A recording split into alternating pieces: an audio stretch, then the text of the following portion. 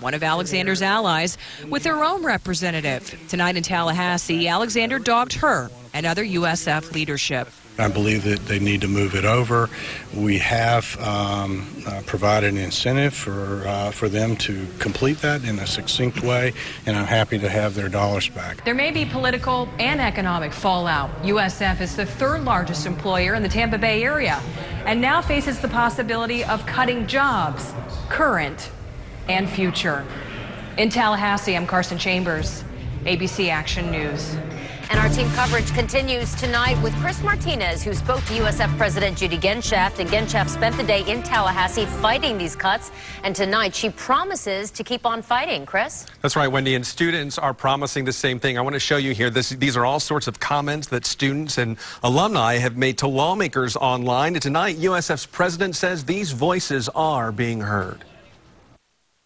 We had to speak out. If there's one thing Judy Genshaft says she's sure of, it's that this fight isn't over. This is a marathon, not a sprint. USF's president returned tonight from what's likely the first of several trips to Tallahassee, where she held more than 20 meetings on behalf of her school, carefully navigating around any of the media's questions about the politics of this budget battle. I can only react to what I see on paper.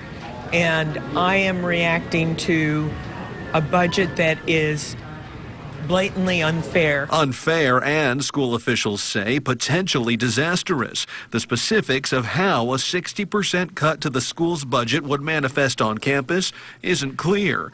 But in general terms, USF would have to toss out a number of classes and likely have to shred its staff. This is really going to hurt. Some students now hope to harness the power of social media, setting up a Facebook page called Save USF and an online petition that already has more than 4,000 signatures. Those students knowing they're the ones that will likely feel the fallout first. Students are going to have less options and they're going to be less successful in the future because they didn't have those same tools that they otherwise would have had at USF. And tomorrow it is the students' turn at bat up in Tallahassee. Dozens of them will leave tomorrow on buses to head up there to appeal to lawmakers to stop this budget. And we will have more for you on their efforts starting tomorrow morning at 5. Jameson?